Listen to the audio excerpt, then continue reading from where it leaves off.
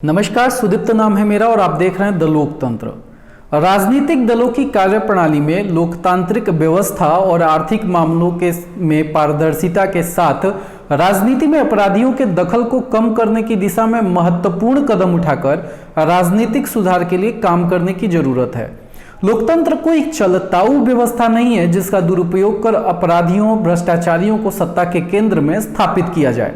राजनीतिक और चुनाव प्रक्रिया में सुधार के बिना भारत में पूरी तरह से लोकतंत्र की स्थापना नहीं हो पाएगी।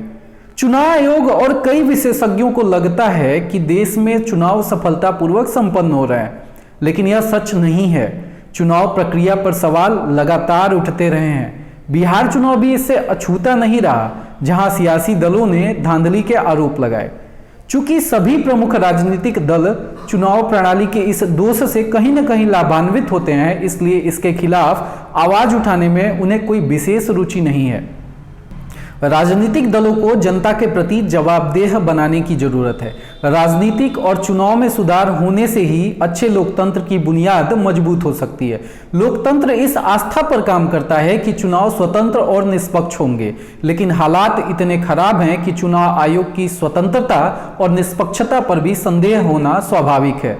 भारत जैसे जीवंत लोकतंत्र में यह आवश्यक है कि देश में सुशासन के लिए सबसे अच्छे नागरिकों को जनप्रतिनिधियों के रूप में चुना जाए, और इसके लिए यह महत्वपूर्ण हो जाता है कि चुनाव प्रक्रिया में भाग लेने के लिए ऐसी लिमिटेशंस लागू हो जिसके अंतर्गत अपराधी, भ्रष्टाचारी, बलात्कारी और अशिक्षित व्यक्ति चुनाव न लड़ सके।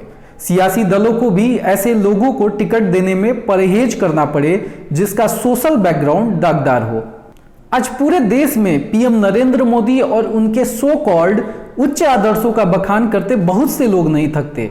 भाजपा संगठन में पीएम मोदी एक सशक्त दखल देने वाले दमदार नेता के तौर पर जगह बना ली है, लेकिन यही पीएम मोदी टिकट वितरण के वक्त धृतराष्ट्र बन जाते हैं, और यही भाजपा पार्टी राष्ट्रवाद के नाम पर अपराधियों, बलात्कारियों और अशिक्षित व्यक्तियों को टिकट देने में परहेज नहीं करती।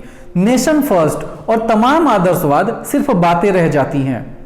और सिर्फ भाजपा ही क्यों, आज सभी पार्टियों की दशा यही है कि उसके अधिकांश नेता या तो खुद अपराधी हैं या अपराधों को प्रश्रय देने वाले हैं। देश की जनता का भला कहां से होगा, क्योंकि अपराध तो सीधे समाज के प्रति है, आपके प्रति है। हर अपराध सीधे तौर पर आपको प्रभावित करती है। नियम कानून भी आप ही को कंट्रोल करने के लिए है।